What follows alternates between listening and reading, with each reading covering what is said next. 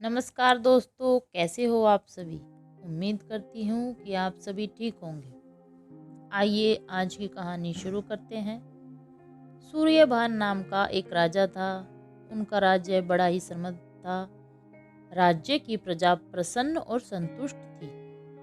उनका राज्य दिन दोगुनी रात चौगुनी उन्नति कर रहा था। किसी तरह का कोई झगड़ा उस राज्य में नहीं होता था। सब मिलजुल कर हंसी खुशी से रहते थे। इस बड़े राज्य के बिल्कुल पड़ोस में एक छोटा राज्य था, जहां भानु प्रताप नाम का राजा राज्य करता था।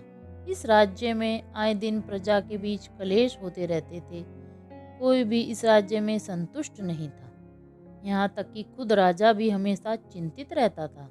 भानु प्रताप अपने राज्य के हालात बदलना चाहता था। उसे अपने पड़ोसी राज्य के अच्छे हालात के बारे में पता था, इसलिए वो सूर्यभान से मिलकर उनकी खुशहाली का कारण जानना चाहता था। एक बार सूर्यभान से भानु प्रताप की मुलाकात तय हुई। सूर्यभान ने भानु प्रताप का स्वागत दिल खोलकर किया। भोजन करने के बाद सूर्यभान भानु प्रताप को अपने राज्य के गेट पर लेकर गया। भानु प्रताप ने देखा कि हर जगह लोग बड़े सुखी और संतुष्ट हैं। भानु प्रताप ने सूर्यभान की प्रशंसा करते हुए कहा, यह तो मानना पड़ेगा कि आपने अपनी प्रजा को बड़े सुख में रखा है और उनके बीच शायद कभी झगड़े नहीं होते होंगे। मेरा राज्य छोटा है, फिर भी आए दिन मेरी प्रजा में झगड़ा होता रहता है। मुझे समझ नहीं आता कि मैं क्या करूं जिससे मेरी प्रजा भी आपकी प्रजा की तरह सुखी और खुशहाल हो जाए। सूर्यभान मुस्कुराया और बोला, यह तो सच है कि मेरी प्रजा खुशहाल है और यह सिर्फ मेरे 4 रक्षकों की वजह से हो पाया है। भानु प्रताप आश्चर्यचकित होकर बोला, आप क्या कह रहे हो? मेरे पास रक्षकों की पूरी फौज है और आप कह रहे हो कि आपके 4 रक्षकों की वजह से आपका राज्य इतना सुखी है। यह कैसे हो सकता है? सूर्यभान बोला, हाँ 4 रक्षक, लेकिन ये 4 रक्षक कोई सामान्य नहीं है। ये बड़े अद्भुत रक्षक हैं। चलो मैं तुम्हें इन 4 रक्षकों के बारे में बताता हूँ। मेरा पहला रक्षक है सत्य।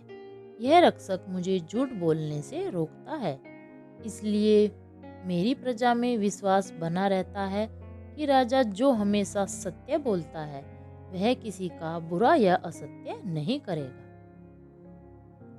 मेरा दूसरा रक्षक है प्रेम। यह रक्षक मुझे अपनी प्रजा से घृणा करने से रोकता है, जिससे मैं मेरी प्रजा का दिल जीत पाता हूँ। भानु प्रताप उत्साहित होकर बोला, और तीसरा रक्षक कौन है? मेरा तीसरा रक्षक है त्याग। इस रक्षक के बदौलत मैं लालच का त्याग करके अपने प्रजा का हित हमेशा सोच सकता हूँ। हर राजा के पास यह रक्षक होना चाहिए, जिससे वह स्वार्थी ना होकर प्रजा की भलाई के बारे में पहले सोचे।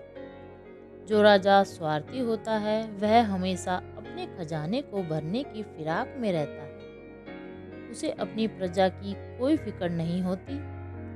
आखिरी और चौथा रक्षक है न्याय।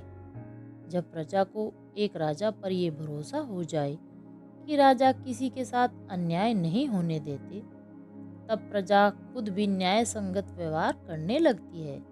इस तरह मेरे ये 4 रक्षक मेरे पूरे राज्य को खुशहाल बनाए रखते हैं। भानु प्रताप को अब अच्छे से समझ में आ गया कि उसे अपने राज्य की परिस्थिति बदलने के लिए क्या करना होगा।